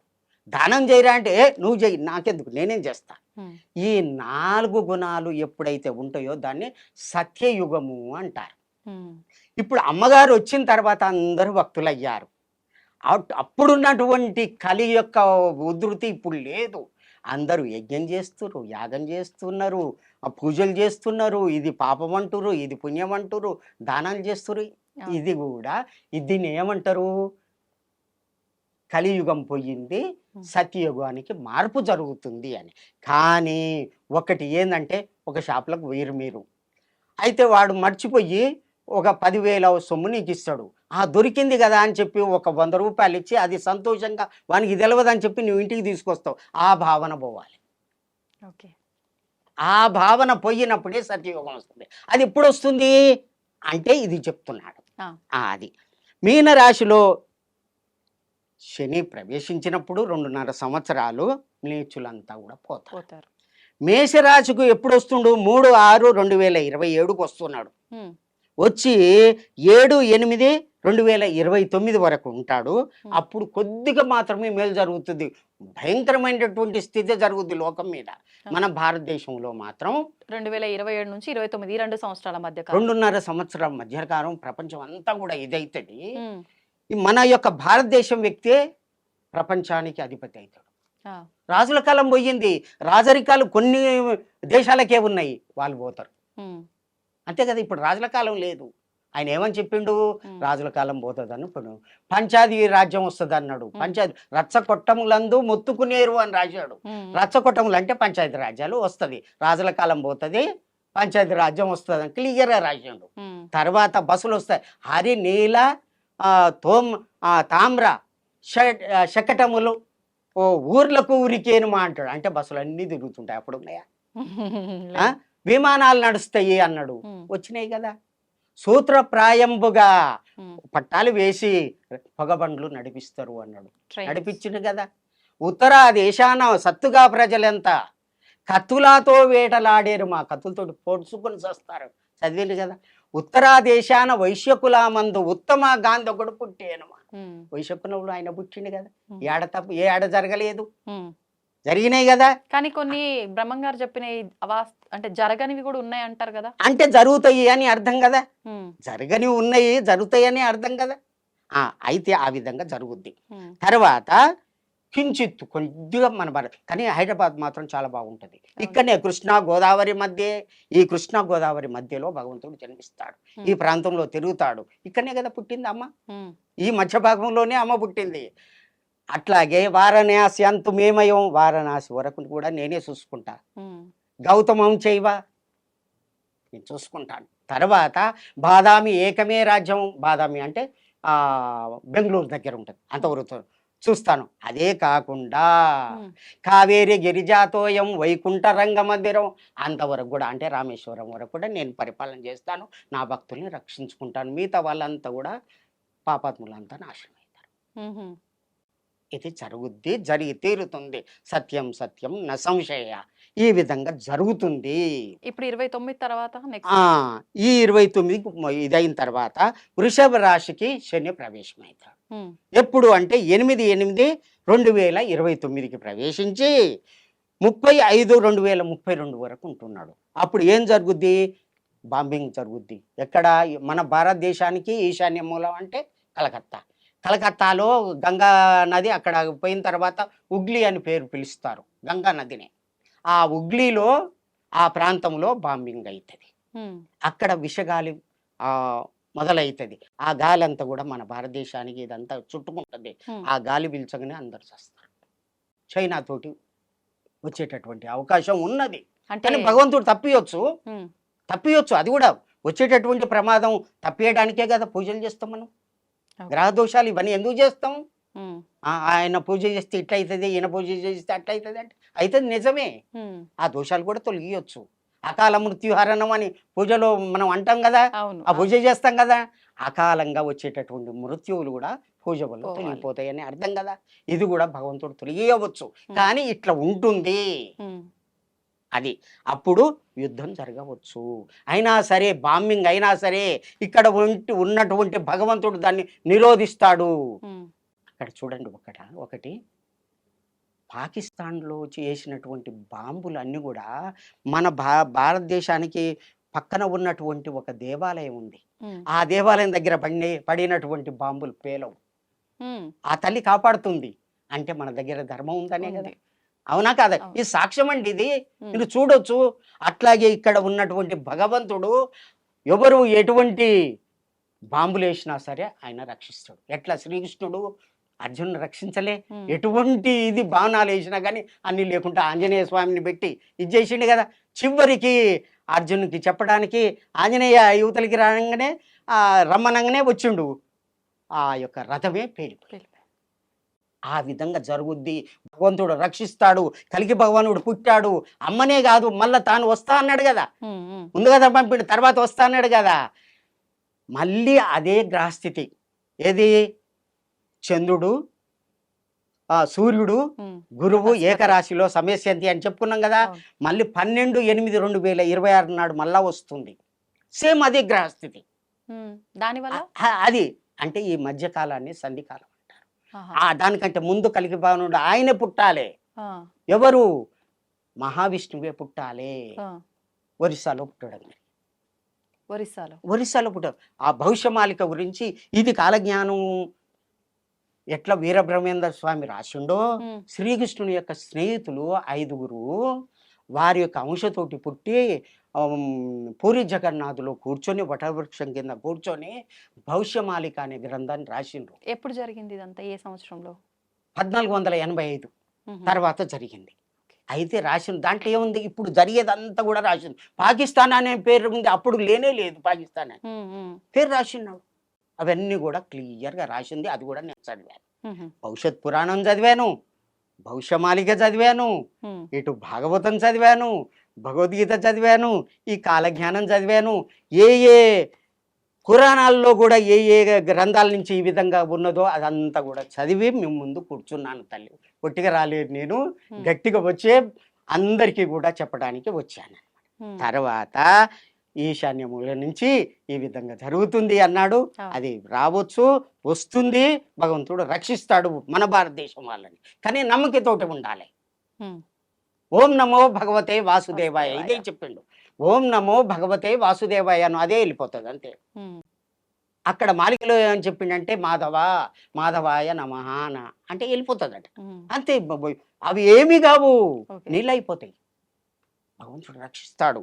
తర్వాత మిథున రాశికి భూమి శని ప్రవేశం అయిన తర్వాత 31/5/2032లో ప్రవేశిస్తున్నాడు. తర్వాత 11/7/2034 వరకు ఉంటుండు. అప్పటి వరకు నేను ఇంతకుముందు చెప్పాను కదా, ఒక షాపులోకి పోయి ఇట్లా చేసి ఆయన చూస్తలేడు, బాగుంది అని నీ భావన వచ్చింది కదా, అది కూడా ఉండదు. అందరూ కూడా సత్య పురుషులై నువ్వు ఈ విధంగా వచ్చావు, నేను ఇట్లా తీసుకపోతే తప్పవుతుంది అని చెప్పి నువ్వు డబ్బులు కట్టి తెచ్చుకుంటావు. దాన్నే సత్యయుగ లక్షణము అంటారు. అర్థమైంది కదా. ఆనందనామ సంవత్సరం 2034 కలియుగ ధర్మం, ఇప్పుడున్నటువంటి కలియుగ ధర్మం ఏదైతే ఉందో అంటే పాపం చేయుట, హింస, క్రోధం ఇదన్నీ ఉన్నాయి కదా, అవన్నీ కూడా పోతవి. ఎప్పుడు 34లో పోతాయి. సత్యయుగ ధర్మం నిలిసే అంటే నిమ ధర్మం హరి ఎక్కువగా ఉంటుందనా? గోవింద గోవింద బ్రహ్మం శివ గోవింద గోవింద బ్రహ్మం. హ్మ్. అమ్మా ఈ విధంగా మరి జరుగుతుంది. కలియుగం అంతం అని అంటున్నారు గదా! ఇది కలియుగం ఇదేనా అంతము ఇంకా? అంతే కదా, మన కానీ డేట్ మీరు చెప్పారు కదా. చెప్పినట్టుగా కొన్ని లక్షల సంవత్సరాలయింది. మొత్తం ఇంకా చాలా లక్షల సంవత్సరాలు ఉందంటారు గదా! ఉన్నది ఉన్నదానికి తగ్గించిండు కదా, హుహు. తగ్గించిండు కదా. తగ్గించిండు. ఈ పాపాల వల్ల ఇప్పటికే ఆ ధర్మం లేదు కాబట్టి నేను వస్తున్నా అన్నాడు. 4,32,000 సంవత్సరాలు కలియుగ సంవత్సరాలు. కానీ 3 ఉంటాయి కలియుగ సంవత్సరాలు ఉంటాయి, హ్మ్. అంతర్యుగం ఉంటది, ధర్మయుగం ఉంటది. 3 రకాలు ఉంటాయి. ఇదే ఓహ్! ధర్మయుగం. ఇప్పుడు రాబోయేది ధర్మయుగం ధర్మయుగం 34లో. సత్యయుగం అన్న, ధర్మయుగం అంటే సత్యయుగం. ఆయన సత్యయుగం. చెప్పిండు కదా, ధర్మాన్ని నిలబెడతా అన్నాడు కదా. అవును. ధర్మాలు లేవు కదా, 4 ధర్మాలు పోయినాయి కదా. పోయింది. అందుకనే భగవంతుడు ఈ భూమి మీదకి మాణికేశ్వరి మాతగా అంటే వీరధర్మజ మాతగా అటు కల్కి భగవానునిగా జన్మించడం జరిగింది. హ్మ్. కలికి ఎక్కడ పుడతా అన్నాడు? హ్మ్. శంబల గ్రామంలో పుడతా అన్నాడు. హ్మ్. 12వ భాగవతము 12వ స్కందము 2వ అధ్యాయము 18వ శ్లోకంలో హ్మ్. శంబల గ్రామస్య ముఖ్యస్య బ్రాహ్మణస్య మహాత్మనః శ్లోకం ఏ సంవత్సరంలో? చెప్ ఆయన వేదవ్యాసుడు రాసినటువంటి వేద ఇది. ఆ! మహాత్మన హ్మ్. విష్ణు యశసః హ్మ్. అనే పేరు ఉన్నటువంటి ఒక బ్రాహ్మణి ఇంట్లో కలికి పుడతాడు. రాదు భవతి భవిష్యతి అన్నాడు, పుడతాడు అన్నాడు. హ్మ్. శంబల గ్రామం ఎక్కడుంది? హ్మ్. అది దివ్యమైనటువంటిది. శంబల అని పేర్లు 4 ఉన్నాయి. అవును. కానీ రాములు అన్నంత మాత్రాన నేను రాముని కాదు కదా. హ్మ్. ఆ శంబల అని పేరు పెట్టుకుంటే ఆ ఊరు కాదు కదా.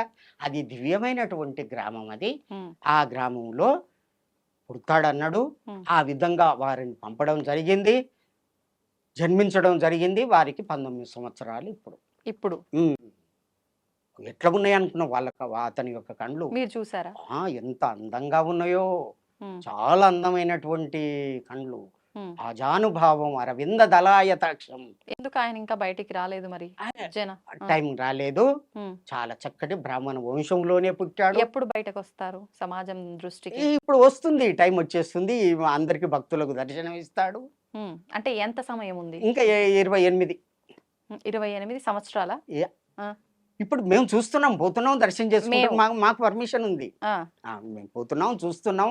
ఎన్నో మహిమలు. నేను ఆశ్రమంలో కూర్చొని తపస్సు చేస్తే ఆకాశం నుంచి శబ్దాలు వచ్చినాయి. ఆ! ఇది నిజమా కాదా, ఇతను చెప్పేది నిజమా కాదా అని చెప్పి హ్మ్.